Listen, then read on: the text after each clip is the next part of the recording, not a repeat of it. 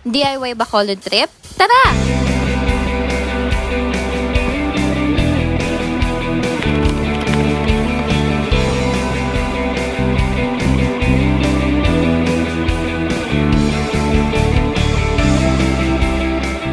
From Dumaguete to Bacolod ay may masasakyan kayo na bus dito sa Ceres Liner. Aabutin ang biyahe ng 6 to 7 hours. Umalis kami sa Dumaguete ng 1 PM at nakarating sa Bacolod ng 7:30 PM.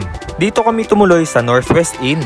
Good for 2 ang bed, may space para sa mga gamit, air-conditioned, work from hotel setup, may flat screen TV, telephone, mini ref at mayroon malaking CR with hot and cold shower. Malapit lang ito sa terminal ng bus.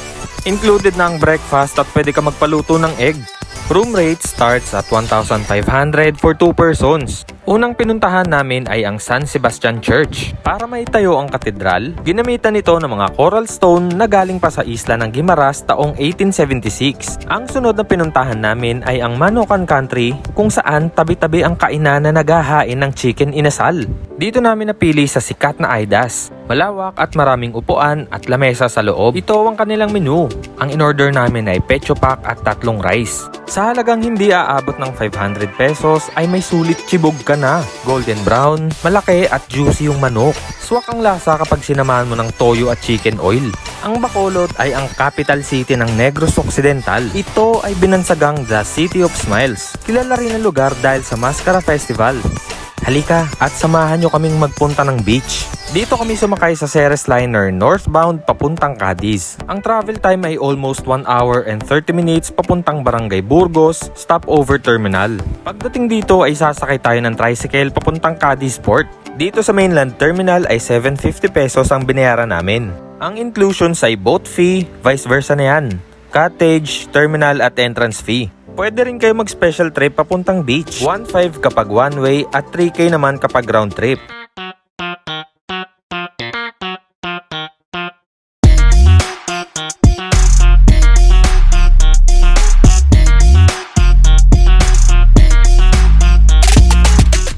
Welcome to Lacawan Island. Ang travel time simula sa Cadiz Port ay 20 to 30 minutes.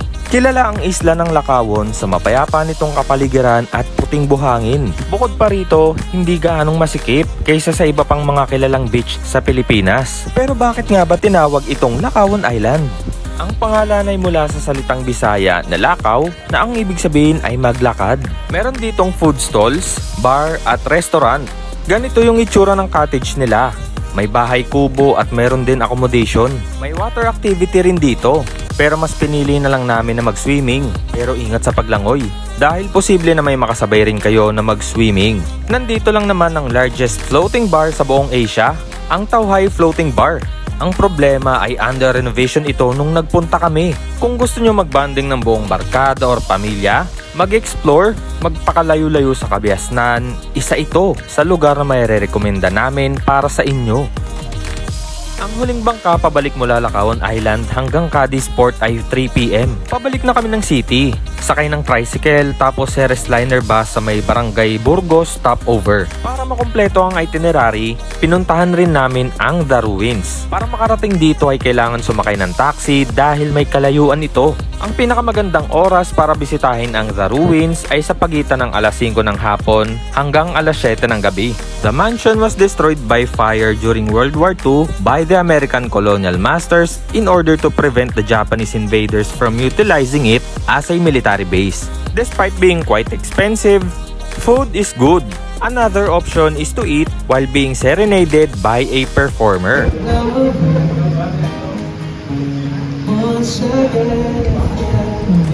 Namit pa namin ang tour guide at PBB third placer na si Sir Roger Lucero. Ang huli naming pinuntahan ay ang Kalea Pastries and Coffee.